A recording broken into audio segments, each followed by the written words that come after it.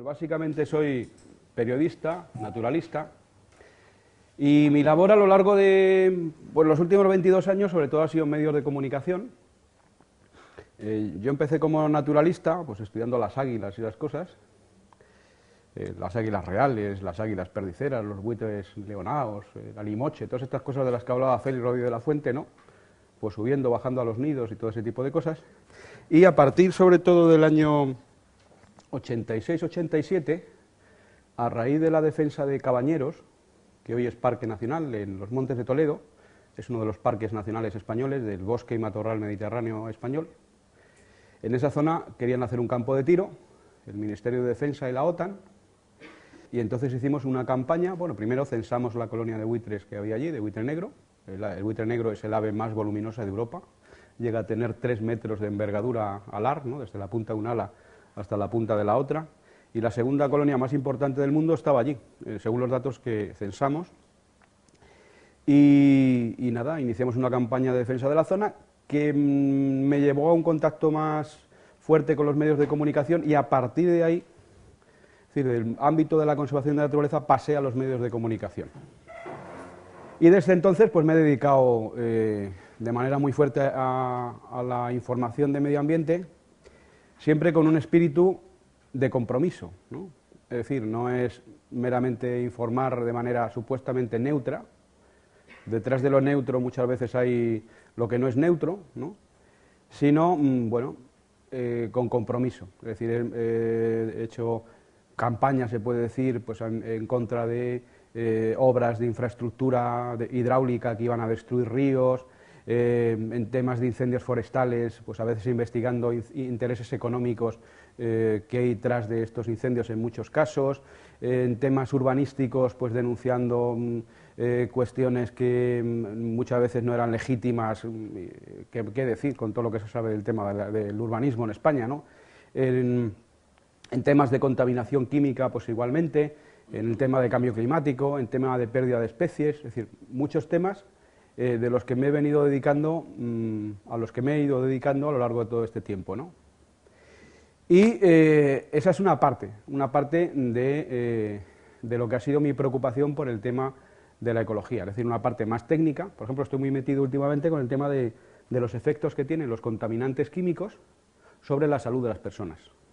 Hay muchas sustancias que están presentes en objetos cotidianos y no nos damos cuenta muchas veces. Por ejemplo, uno de los grupos de sustancias más preocupantes son los llamados retardantes de llama, que a lo mejor están en estos muebles para dificultar que puedan arder en un momento dado ante una chispa o cualquier cosa. Se aporta a las cortinas, a los sofás, a los cables, a las carcasas de ordenador, retardantes de llama.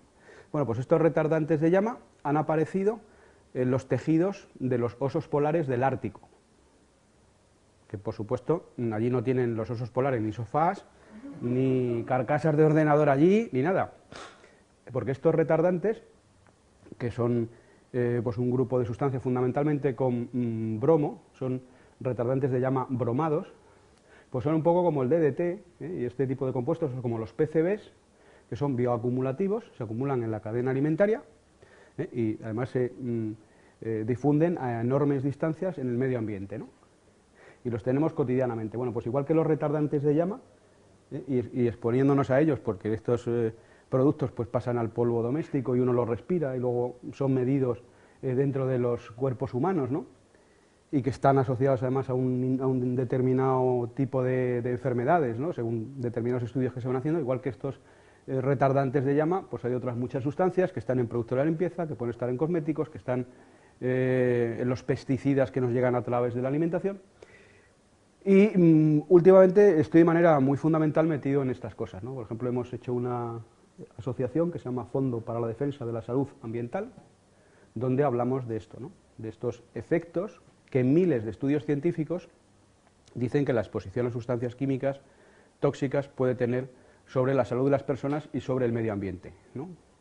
Y vamos sacando, pues si sale un estudio que liga, yo qué sé, los talatos, que es otro grupo de sustancias que a veces están en los cosméticos, que están en los perfumes, que están en multitud de cosas, en los plásticos también, la asocian con, por ejemplo, déficit de atención e hiperactividad en niños. Pues sacamos el estudio científico que relaciona esas cuestiones, ¿no? Porque hay una serie de enfermedades, pues las alergias, el asma, las enfermedades autoinmunes, los cánceres, la diabetes, la obesidad, que incluso si vierais los estudios que asocian la exposición intrauterina a sustancias y luego que haya un mal metabolismo de las grasas en ese niño que nace después, en fin, hay más datos sobre ese tipo de cosas de lo que la infertilidad. En estos momentos el número de espermatozoides en la población masculina occidental es la mitad del que era a lo mejor en los años 40 y sigue bajando. Y hay, por ejemplo, en España incluso hay científicos como los del Instituto Marqués que han asociado y ven que puede tener que ver con la exposición a contaminantes químicos. Por cierto, esta ciudad era, del estudio que se hizo sobre varias ciudades españolas, la que mejor calidad del semen tenía. Tarragona, que es una zona industrial, etcétera, etcétera, era la que peor, ¿no? O sea que, bueno, algo bueno aquí. Justo es que en ese estudio se cogía La Coruña, era una de las ciudades, y era la que mejor tenía de las ciudades que se seleccionaron, ¿no? Entonces hay muchos problemas que tienen que ver con todo eso, ¿no? Y claro, eso es una parte, digamos, la más normal, o no la más normal, sino la más técnica o la más así de mi trabajo, ¿no? Es decir, pues constatar lo que es un hecho, ¿no? Que es la degradación del medio ambiente, que es en algunos aspectos más grave de lo que la gente imagina, ¿no? Mucho más. Por ejemplo, en este tema de las sustancias químicas tóxicas, el tema es mucho más serio de lo que la gente cree. O sea, no es solamente que haya una contaminación por ahí en alguna industria que pueda emitir mercurio, como por ejemplo en Pontevedra, que salió hace poco un informe sobre el mercurio que se emitía, ¿no?, en altos niveles, y que algún trabajador de alguna industria le contamine. No, no, es que es una cosa mucho más general y con unos efectos mucho más generales, ¿no? Y lo mismo podemos decir de la deforestación tropical, la pérdida de las selvas tropicales, de la pérdida de los suelos, la erosión, la pérdida de especies, que está acelerada, miles de veces superior el ritmo de extinción de especies al que de manera natural sería. El tema de del cambio climático, por ejemplo, que es un tema pues muy serio, con unas consecuencias que vamos a ver por dónde sale, ¿no? Y que además, por cierto, Obama, que parecía que iba a hacer algo al respecto, lo que ha hecho es todo lo contrario, porque Bush era un lobo, pero estaba identificado como un lobo.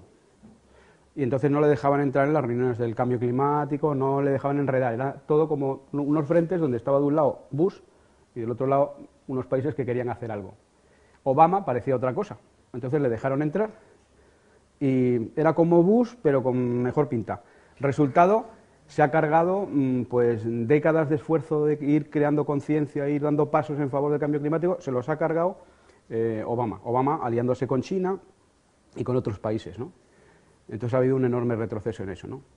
Pero tras de todas estas cosas uno puede pensar, bueno, a ver cómo las solucionamos. Bueno, una manera de solucionar los problemas ecológicos, que también son en alguna medida importante, no solamente problemas de la naturaleza, sino problemas del propio ser humano, del futuro de la humanidad, pues podemos pensar en soluciones técnicas, poner un filtro para qué tal. Si en la depuradora no ponemos tal filtro, pues no eliminamos las sustancias, así que vamos a mejorar los sistemas de depuración. Bueno, esas son soluciones técnicas en las cuales yo no creo gran cosa. Por ejemplo, el tema de las empresas de gestión de residuos, que resulta que para ellas es más negocio cuando más residuos haya, ¿no? Una incineradora de residuos, cuando más residuos haya, más van a cobrar por tonelada. Luego, mejor que haya más residuos, ¿no? O una empresa donde se acumulan, por ejemplo, residuos tóxicos y peligrosos industriales, ¿no? Bueno, pues cuando más... Entonces, son esquemas. Además, esta sociedad tiene un vicio muy malo, y es que muchas veces se vive de los problemas, no de las soluciones. Se vive de la enfermedad, no de la salud. No se previene. Por ejemplo, incendios.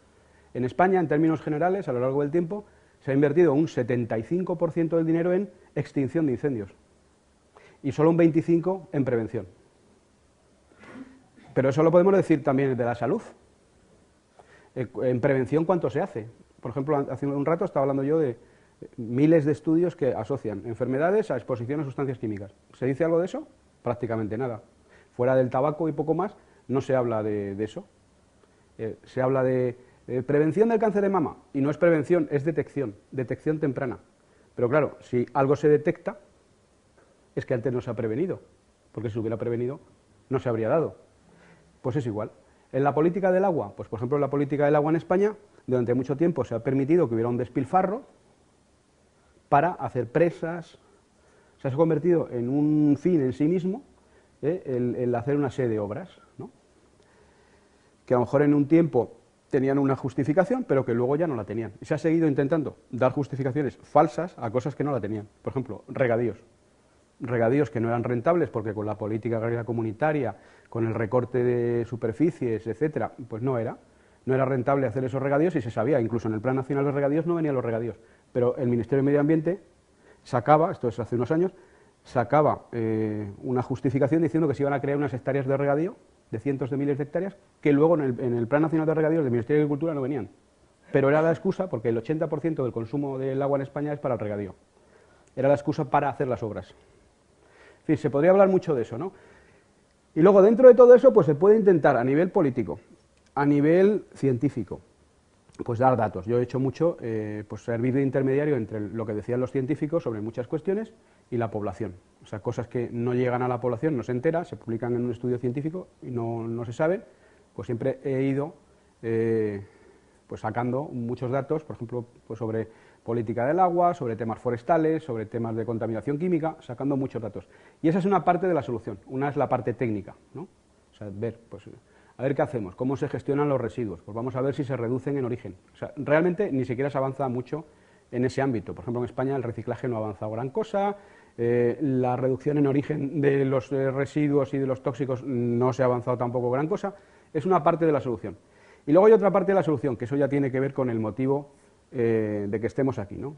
Que es que en el fondo todo esto tiene que ver con algo más, que no solamente material, ¿no? Todo esto es una cosa que nace de dentro. Es decir, yo creo que ha habido un proceso de desnaturalización de nuestra sociedad, igual que se desnaturalizan los alimentos, que antes eran alimentos más naturales y ahora ya contienen una serie de cosas raras, conservantes, colorantes, han tenido un proceso donde se les tiene durante no sé cuántos meses fuera de temporada y a lo mejor porque les han puesto fungicidas y no sé qué cosas para que luego... Ha habido un proceso de desnaturalización en el tema de los alimentos y en general en todos los temas, y también una desnaturalización, yo pienso que del hombre. La palabra hombre quiere decir humus, que es tierra, tierra fértil. El hombre es tierra. Incluso la Biblia, cuando se habla de Adán, Adán quiere decir también tierra. Es decir, el hombre es tierra. Y no de una manera figurada, ¿no? O sea, nosotros estamos constituidos, este agua que estoy bebiendo, pues la mayor parte de mi cuerpo es agua, y luego el resto, pues una serie de elementos que en última instancia proceden de la tierra. Es decir, no hay una separación real entre yo y lo que me rodea, no la hay. Yo el aire que estoy respirando aquí, a lo mejor ayer ha venido unas brisas a través del Atlántico en la selva del Amazonas. Y hay una unidad entre todas las cosas. La nube que pasa es parte de mí. Y eso es, por ejemplo, Unamuno. Unamuno era un intelectual que tenía muy asumida esta idea, ¿no? Por ejemplo, hay una colección de escritos de don Miguel de Unamuno que se llaman Paisajes del alma, ¿no? Y donde dice, por ejemplo, que cuando él veía que caían los copos de nieve sobre las montañas de la Sierra de Guadarrama, que los copos estaban cayendo sobre su propio corazón.